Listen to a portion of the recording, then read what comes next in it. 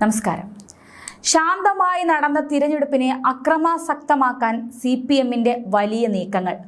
ആറ്റിങ്ങലിൽ തടിവടികളുമായി CPM അക്രമമുണ്ടാക്കി party ബൂത്തുകൾ നശിപ്പിക്കുകയും തിരഞ്ഞെടുപ്പ് കേന്ദ്രങ്ങൾ നശിപ്പിക്കുകയും ചെയ്തു.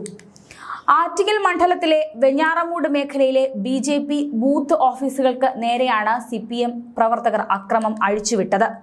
ബൂത്ത് ഓഫീസുകൾ നശിപ്പിക്കുകയും പ്രവർത്തകരെ ആക്രമിക്കുകയും ചെയ്തുവെന്ന വലിയ പരാതി ഉയരുന്നു.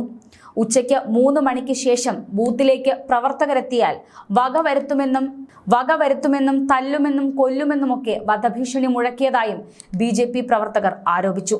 പരാജയ ഭയം കൊണ്ടാണ് CPM ഇത്തരത്തിൽ അക്രമം അഴിച്ചുവിടുന്നെന്ന് നേതാക്കൾ പറഞ്ഞു. NDA സ്ഥാനാർത്ഥി V. മുരളീധരന്റെ ഫ്ലക്സ് ബോർഡുകൾ CPM പ്രവർത്തകർ നശിപ്പിച്ച നിലയിലാണ് കണ്ടത്. വാമനപുരത്തെ നിയോജക മണ്ഡലത്തിലെ വെഞ്ഞാറമൂട്, കോട്ടുകുന്നം, കളമച്ചൽ, കല്ലറ തുടങ്ങിയ ഭാഗങ്ങളിലാണ് CPM വലിയ അക്രമങ്ങൾ അഴിച്ചുവിട്ടത്. CPM പ്രവർത്തകർ BJPയുടെ ബൂത്ത് ഓഫീസുകളിൽ അക്രമം നടത്തി. ആറ്റിങ്ങൽ മണ്ഡലത്തിൽ BJPക്ക് വർദ്ധിച്ചുവരുന്ന ജനപ്രീതിയിൽ അസ്വസ്ഥത തോന്നിയ CPM പ്രവർത്തകരാണ് ഇത്തരത്തിൽ വലിയ രീതിയിലുള്ള ആക്രമണങ്ങൾ അഴിച്ചുവിടുന്നതെന്നും ഇതിന് പിന്നിലെന്നും BJP നേതാക്കൾ പറയുന്നു. വധഭീഷണി മുഴക്കിയതായും BJP വാമനപുരം മണ്ഡലം പ്രസിഡന്റ് പറഞ്ഞു. സംഭവത്തിന് ശേഷം പോലീസ് സ്ഥലത്തെത്തിയെങ്കിലും പിന്നീട് നടപടികളൊന്നും തന്നെ ഉണ്ടായില്ല എന്നും അദ്ദേഹം ആരോപിച്ചു. അതേസമയം ആറ്റിങ്ങൽ ലോക്സഭാ മണ്ഡലത്തിലും തിരുവനന്തപുരത്തും വലിയ രീതിയിലുള്ള കള്ളവോട്ട് പരാതിയും ഉയരുന്നുണ്ട്. ആറ്റിങ്ങലിലെ പോത്തൻകോട് ബൂത്തിൽ ലളിതമ്മ എന്ന വോട്ടറാണ് ഈ ആരോപണം ഉന്നയിച്ചിരിക്കുന്നത്.